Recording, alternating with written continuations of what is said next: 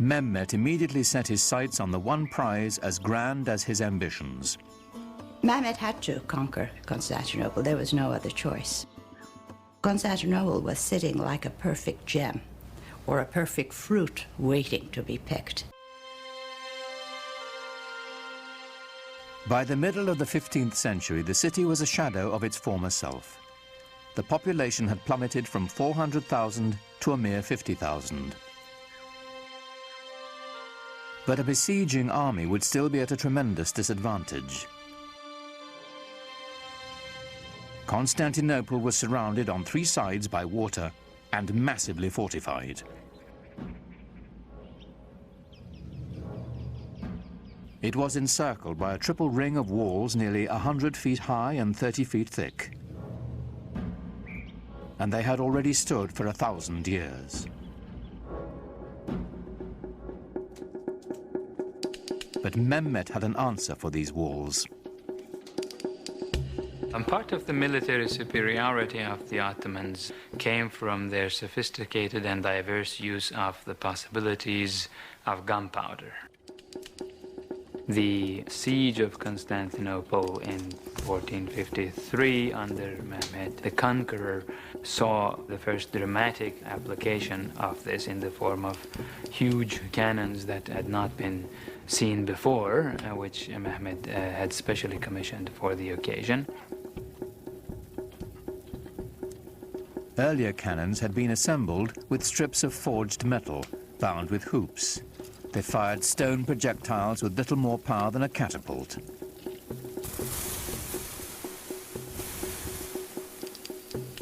A new breed of cannons could be cast of solid bronze and packed with enough gunpowder to propel metal cannonballs with staggering force. But Mehmet was not staking his hopes on cannon alone. The mile-wide channel of the Bosphorus Strait was all that connected the city to the Black Sea. If he could cut it off, Constantinople would be at his mercy.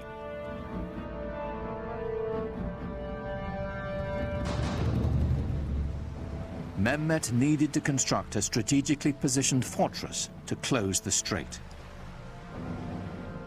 He built it right in the shadow of the great city walls.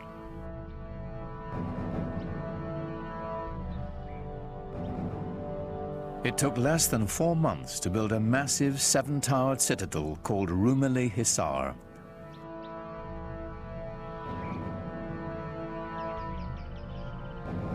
Mehmet himself is said to have carried stones during its construction.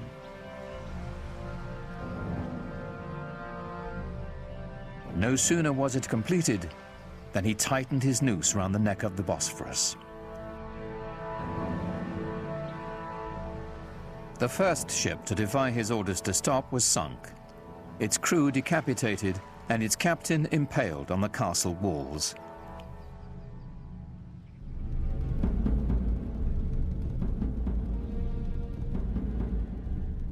To stop Mehmet's ships from approaching, the Byzantines strung a massive chain across the strait. On April 22nd, 1453, the besieged city watched in horror as Mehmet's troops hoisted 70 of his ships ashore, sliding them over land on greased planks past the barrier chain.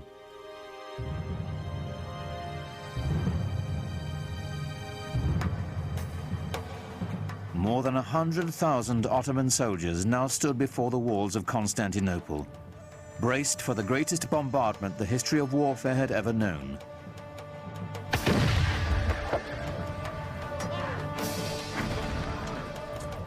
Under relentless fire, the city's 7,000 Christian defenders held out for nearly a month. In desperation, the Byzantines who occupied the city appealed to their fellow Christians across the continent for help. But of course, Europe in the 15th century was completely incapable of mounting any kind of a concerted opposition to the rising Turkish threat in the east.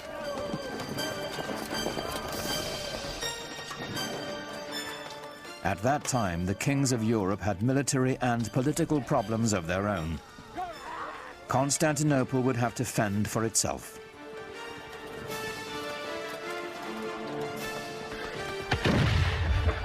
Shortly before dawn on May 29, 1453, the Turkish army breached the walls of the city. Within hours, Constantinople was in the hands of the Ottomans. Mehmet rode into the city and went straight to its most celebrated prize, the magnificent church of Hagia Sophia. Built by the Emperor Justinian in the 6th century, its name meant the Church of Holy Wisdom. It was the largest enclosed space in the world. Surely other groups of Muslims and the Ottomans themselves had come across many, many churches. They had seen churches before. But they had never seen anything, nobody had ever seen anything like Hagia Sophia.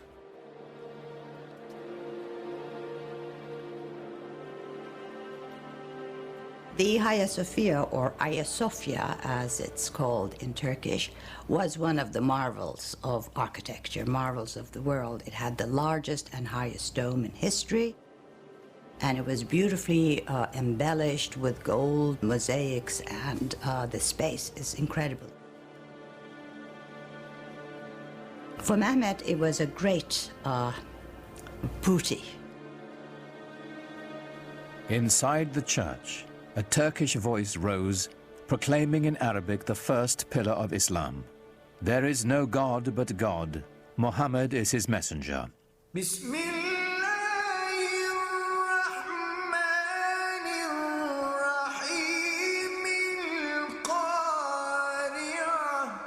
single greatest church in Christendom was now a mosque.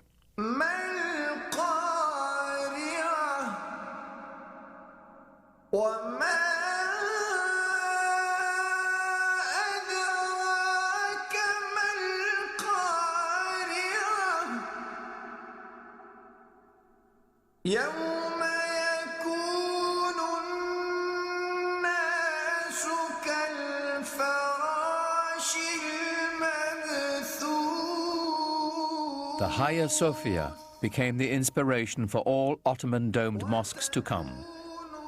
But none would ever match its size and scope, and it belonged to Mehmet the Conqueror.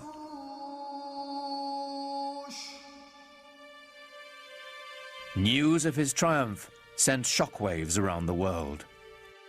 For Europeans, it was a concomitant disaster. Constantinople was, after all, the new Rome. It was Constantine's capital city. It was the symbol of Christian dominance in the East.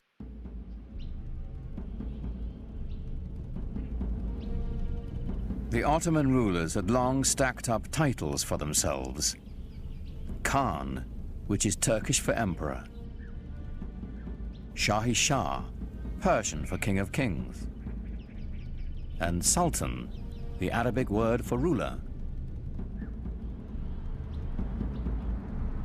But now, with all the former Byzantine Empire under their command, Mehmet and his successors claimed yet another title, Holy Roman Emperor.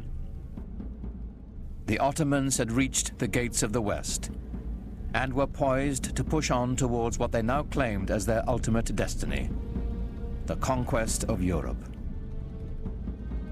That quest would fall to the most legendary sultan of all. He was born at the beginning of the 10th century by the Muslim calendar, and he was the 10th sultan descended from Osman.